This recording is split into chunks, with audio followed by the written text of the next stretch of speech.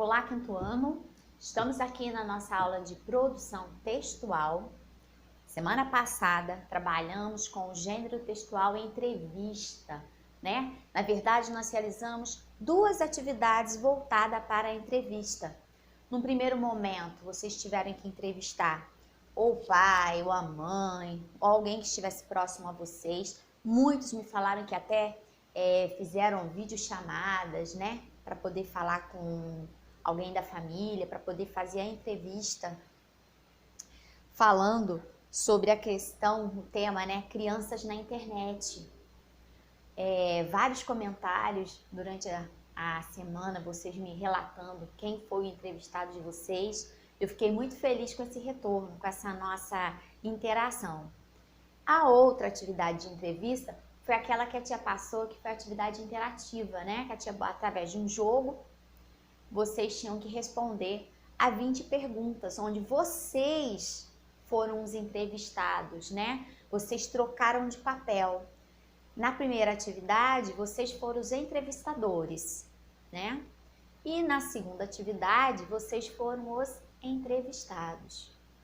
Quando nós falamos de entrevista, a tia Andréa também tratou com vocês a questão da transcrição. Ou seja, é a gente passar a nossa entrevista, que era oral, para uma entrevista escrita. E aí eu relatei com vocês que nesse momento a gente não pode mudar a ideia, né? As palavras do nosso entrevistado. Nós temos que manter, nós temos que ser fiéis à fala dele.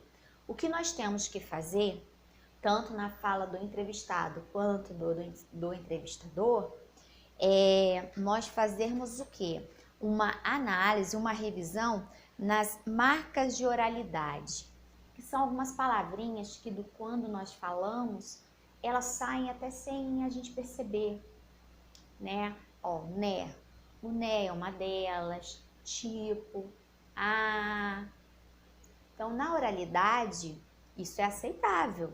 Mas quando nós fazemos a transcrição, passamos para a parte escrita, essas marcas, elas não podem aparecer, elas têm que serem o quê? Suprimidas, tá bem? Então, nós trabalhamos isso na aula passada em produção textual.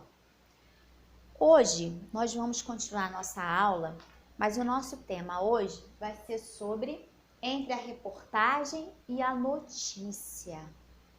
Então, para começar a aula de hoje, entre a reportagem e a notícia, eu trouxe para vocês, para ilustrar a nossa aula, é um jornal, na verdade, ele é uma réplica, ou seja, uma cópia, né? Jornal do Século. Esse jornal aqui, ele traz notícias do ano de 1931. Na verdade, é uma fonte histórica, né? E aí, a tia Andréa trouxe ele porque ele traz aqui uma reportagem falando sobre a inauguração do Cristo Redentor. Olha lá, braços abertos sobre o rio. Cristo é carioca. Vocês puderam perceber que nessa reportagem, aqui está essa letra aqui, ó, bem maior, chamando a nossa atenção enquanto leitor? Então, esse destaque que é dado aqui a essa reportagem, nós dissemos que isso aqui é a manchete, tá? É a notícia principal, é o que chama a atenção do leitor. Nesse caso aqui, nós temos só a manchete, mas também nós vamos observar em outros jornais que, além da manchete, ele traz aqui embaixo, em uma frase pequena, que é o subtítulo, que também vai falar um pouco, vai adiantar um pouco da matéria, como se fosse um resumo da matéria. Então, ele vem logo abaixo da manchete. Mas nesse caso aqui, nós temos a manchete, que é esse título destacado para chamar atenção, para aguçar a curiosidade do leitor, né? E aí aqui essa notícia diz que em 12/10, ou seja, 12 de outubro de 1931, cerca de 400 pessoas subiram até o Morro do Corcovado para acompanhar de perto a inauguração da estátua do Cristo Redentor. A obra foi concebida pelo engenheiro brasileiro Heitor da Silva Costa. A estátua, cuja estrutura demorou 5 anos, tem 30 metros de altura e fica 710 metros acima do nível do mar. O ponto alto da festa ocorreu à noite, quando da Itália, Guilherme Marconi, inventor do telégrafo sem fio, ativou o sistema de iluminação do Cristo Redentor. Então, a iluminação do Cristo Redentor, a inauguração dessa iluminação, foi feita da Itália para cá. É um sistema de iluminação que ele ativou lá direto da Itália. Ele enviou um sinal radiotelegráfico para o Brasil e assim as luzes se acenderam no Cristo Redentor. A onda eletromagnética viajou no espaço e iluminou a estátua exatamente às 19 horas e 15 minutos, né? Então essa aqui, ó, é a notícia, a reportagem, tá? É a manchete. Então manchete, como eu falei antes, é esse título, ó, está em destaque, é a manchete, é a notícia principal, chamando a sua atenção. Leia, ó, Cristo é carioca. Logo que eu leio isso, eu já sinto curiosidade em querer saber. E aí eu vou ler o texto. Então isso nós chamamos de manchete, tá bom? Bem, mas para continuar a nossa aula hoje, os jornais e as revistas, eles normalmente lidam com dois pontos importantes: fatos e opiniões, tá? Então, primeiro nós vamos destacar o que é o fato e o que é a opinião. A gente precisa compreender a diferença entre esses dois termos, tá bom, quinto ano? Bem, os fatos são acontecimentos reais. Fato é aquilo que aconteceu. Então, qual foi o fato aqui? Foi a iluminação da estátua do Cristo Redentor. Esse foi o fato, foi o acontecimento real, né? E opiniões? A opinião vai ser o ponto de vista de alguém ou de outro jornal sobre essa matéria. Então, se um outro jornal disser que a iluminação do Cristo Redentor não merecia destaque por não ser uma notícia tão importante no cenário do Brasil em 1931, isso é o quê? É a opinião do outro jornal. É o que ele acha sobre aquilo, sobre aquele assunto. Então, isso é opinião, tá? O fato é o acontecimento real, é o que aconteceu, ok? Outro ponto importante para a gente falar sobre reportagem e notícia é que quando um jornal ou uma revista pretende expressar a sua opinião sobre um fato, eles fazem uso de uma seção chamada editorial. Apesar disso, às vezes é possível perceber a opinião do órgão de imprensa por meio de algumas palavras ou expressões utilizadas. Então, às vezes, a gente pega uma notícia e ela deveria, na verdade, relatar os fatos. Ela deveria relatar o que aconteceu. Mas muitas vezes a gente percebe que, além de narrar os fatos, ela emite opinião. Ela já dá a opinião dela. Isso acaba interferindo na análise do leitor. Então, todas as vezes que nós formos ler alguma notícia, alguma revista, alguma reportagem, jornal, nós agora sabemos que nós temos que ficar atentos aos fatos, ao que aconteceu, e não deixar se envolver pela opinião, porque nós vamos ter que ler e dali tirar a nossa opinião, né? Então temos que ter atenção com tudo que a gente lê, para que a gente não seja o quê? Manipulado, para que a gente não seja usado para pensar igual ao outro. Né? Nós temos que refletir sobre tudo que a gente lê, principalmente sobre uma notícia, tá bem? Então, eu quero, por favor, que vocês abram o livro de vocês de linguagens na página 117. Lá na 117, nós vamos nos deparar com um texto e ele vai nos dar a oportunidade de analisarmos a questão de fato, de opinião, ok? Então eu vou ler o texto, vou ler a introdução, vou ler o texto com vocês e logo a seguir eu vou destacar qual a atividade que vocês farão para poder demonstrar essa compreensão, tá? Então vamos lá. 117, livro de linguagens. Entre a reportagem e a notícia.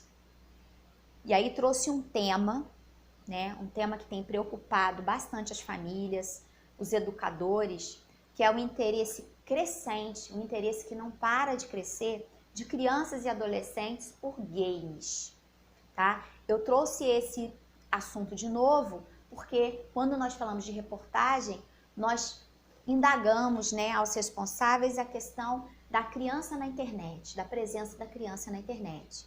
E aí nós trouxemos um texto, né, para dar continuidade a esse tema.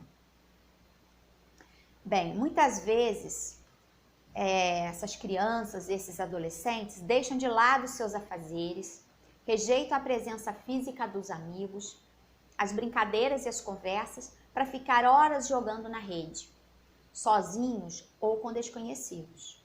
E pior ainda, às vezes ficam agressivos com os pais e com os amigos. Será que os games viciam e estão provocando uma mudança nos valores das crianças e dos jovens? Essa questão, gente, ela é polêmica e revela diferentes opiniões, tá? O assunto foi trazido, mas aqui nós não estamos defendendo uma parte ou outra, não. Nós vamos analisar os fatos e as opiniões das pessoas envolvidas no texto, ok? Então vamos lá? Games dão sentido prático à matemática e motivam alunos a aprender. Além de apoiar o ensino da matemática, jogos digitais podem ajudar a trabalhar aspectos sociais e ambientais e até reduzir bullying.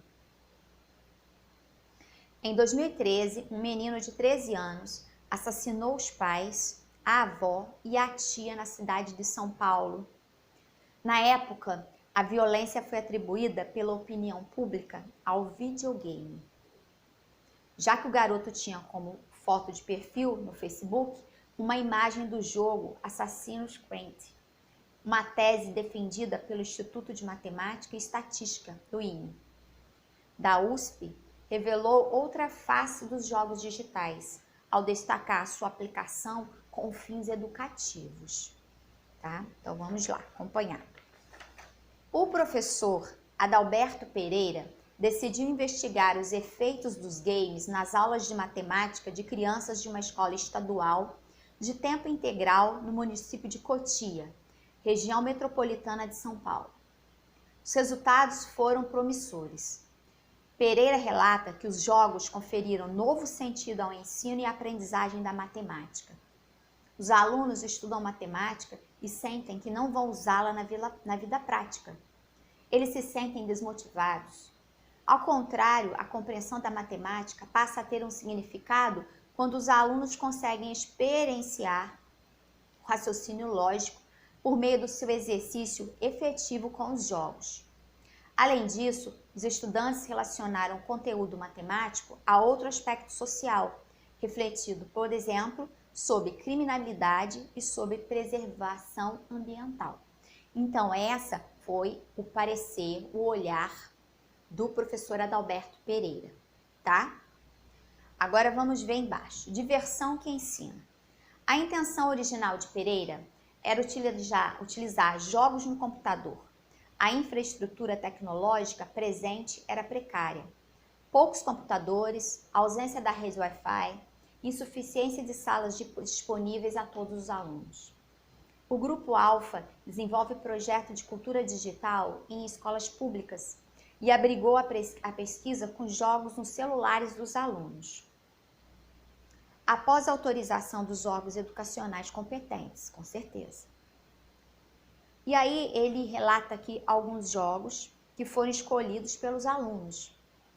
Foi realizado um estudo para verificar quais competências e habilidades matemáticas poderiam ser usadas para o ensino. Sim, City, por exemplo, é um jogo bem complexo de administração de cidades, City, né? E se envolve conhecimentos de áreas interdisciplinares como matemática, mas também de economia, saúde, política, geografia, entre outros. Por serem jogos que pedem cooperação entre os jogadores, foi estimulado o uso de redes sociais, como na busca de tutoriais no YouTube. Os tutoriais no YouTube são vídeos que vão te ensinar, vão te dar o passo a passo para você desenvolver algo e aprender alguma coisa, né? Esse é o tutorial. Discussões em fóruns e em grupo do WhatsApp, para que fossem discutidos recursos, estratégias e que os alunos pudessem interagir. E aí vamos aos desafios reais. O docente afirma ser falsa e preconceituosa a ideia de que os games viciam. No caso é o professor, tá? O docente é o professor. Ao destacar que há contribuições muito importantes dos jogos digitais para a aprendizagem de conceitos matemáticos. Pereira e Stella defendem que, quando alinhados ao currículo oficial da matemática, esses recursos podem promover a aprendizagem significativa em relação à compreensão de registros abstratos e superam a desmotivação dos alunos. O estudo constatou, inclusive, que eles auxiliam na melhoria dos resultados obtidos nas avaliações e nas possibilidades de autonomia na própria aprendizagem dos alunos, tá? Então, o texto se inicia com uma referência a um crime e a um jogo eletrônico, tá? Então, vocês vão ter que responder por que o crime foi associado a um jogo. Então, vocês têm que voltar no texto e verificar. Todo o desenrolar dessa pesquisa iniciou por conta disso, porque o texto faz referência de um crime vinculado a um jogo eletrônico, tá? Isso na página 119. Na 120, vocês têm. O texto destaca a experiência de um professor de matemática numa escola pública. Segundo o professor, quando é que os alunos ficam desmotivados a estudar a matemática? Vocês vão encontrar a resposta no texto também. B. De que forma os jogos contribuem para que os alunos se interessem mais pela matemática? Tá? Todas as respostas vocês vão encontrar no texto que a tia Andréia acabou de ler. E esse texto, ele está na página 117 e termina na 119, tá?